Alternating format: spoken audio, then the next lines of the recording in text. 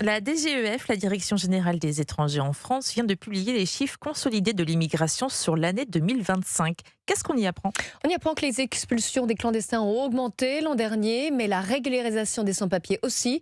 Conséquence, jamais la France n'a accueilli autant d'étrangers sur son territoire, William Molinier. Et oui, 384 000 premiers titres de séjour ont été délivrés l'année dernière. C'est une augmentation de 11% sur un an, une hausse qui est portée par le motif humanitaire, notamment pour les Afghans, plus 45% sur un an, motif qui rejoint désormais celui du regroupement familial qui reste pour certaines nationalités encore très important.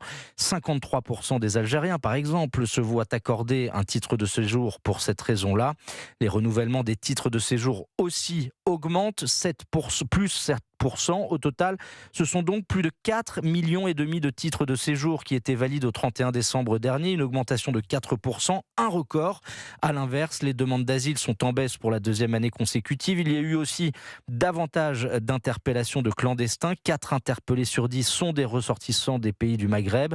Les éloignements et sorties du territoire se sont elles aussi accélérées, plus 16%. C'est un des niveaux les plus hauts depuis 2014, mais ces leviers ne permettent pas de corriger cette trajectoire globale, celle d'une immigration au solde positif. Désormais, les étrangers présents légalement sur le territoire français pèsent pour plus de 8% de la population adulte. Merci beaucoup, William Molinier du service police-justice d'Europe 1.